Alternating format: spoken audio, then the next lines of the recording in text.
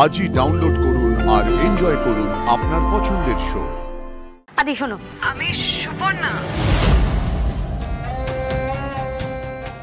Doctor Suparna আপনি?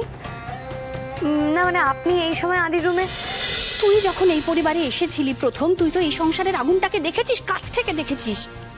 তুই নিজে সেই আগুন নিভিয়েছিস। ওই নন্দিনীকে তো এই সংসার থেকে তুই বিদায় করেছিলি। তুমি নন্দিনী ম্যাডামের সঙ্গে কোন বিষয়ে ডক্টর সুপর্ণাকে এক করছো বলো? ডক্টর সুপর্ণা তেমন মেয়ে নয়। তুমি জানো উনি এই ডেপুটি সুপারের পোস্টটা চান না, উনি নিজে আমাকে বলেছেন। আমি তো একবারও বলছি না যে ডক্টর সুপর্ণা যেটা করছেন সেটা জেনে বুঝে করছেন। আর আমি নিজের ছেলেকেও খারাপ বলছি না, আমি জানি আনন্দী আদি খুব ভালো ছেলে। তাহলে কেন বলছো, কেন বলছো মা? এই কথাগুলো তোমার মাথায় আসছেই বা কেন, কি করে আসছে? আমি না জীবনের খারাপ দিকগুলো খুব কাছ থেকে দেখেছি আনন্দী। এমন কোনো সম্ভাবনা তৈরি হতেই দিতে নেই যেখান থেকে কোনো অঘটন ঘটতে পারে। দুটো মানুষ কন্টিনিউয়াসলি নিজেদের মধ্যে কমিউনিকেট করছে, একসঙ্গে কাজ করছে, পাশাপাশি থাকছে। আরে কার মনে কখন কি আসে? মা,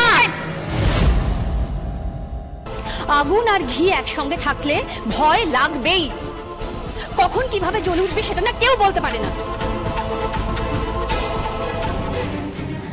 নেহাত আমি মা, তাই এর থেকে খুলে বলতে পারছি না।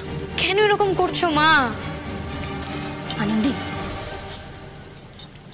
দাড়িপাল্লার কাঁটাটা মাঝখানে রাখতে পারাটা হলো সংসার।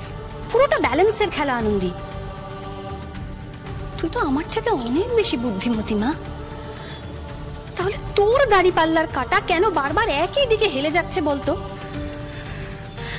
উমা, তুই তো শুধু একজন মা নোস আনন্দী, তুই কারো স্ত্রী, তুই একটা পরিবারের বৌমা, তুই কারো কাছে একজন বড় ডাক্তার। তোকে তোকে সবাইকে নিয়ে সবটা বুঝে সবকিছু সামলে চলতে হবে। একদিক দেখতে গিয়ে যদি বাদবাকি সব দিকগুলো ভাসিয়ে দিস না, তাহলে একদিন আফসোস করেও কুলকিনারা করতে পারবি না আনন্দী, আমি বলে দিলাম।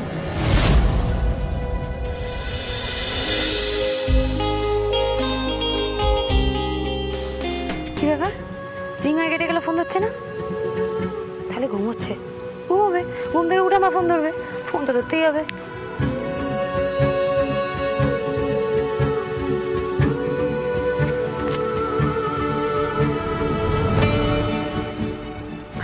আদি, আদি শোনো, আমি সুপর্ণা। ডক্টর সুপর্ণা আপনি? না মানে আপনি এই সময় আদির রুমে? কিছু কি হয়েছে? না না আনন্দী, আমরা কেউ রুমে নেই, আমরা ডিনার করছিলাম এই ডাইনিং রুমে। চিফ যে ফোনটা ফেলে কোথায় চলে গেল। আসলে আমারও শরীরটা খারাপ, আর দ্বিতীয়ত তোমাদেরই কাছে আমি ভাবলাম এমার্জেন্সি হবে তাই ফোনটা তুলে নিলাম। না না, চিন্তার কিছু নেই, এখানে কিছু হয়নি। আমি জাস্ট এমনি, যাই হোক আপনাকে চিন্তা করতে হবে না, এখানে সব ঠিকই আছে। ঠিক আছে, আমি রাখছি।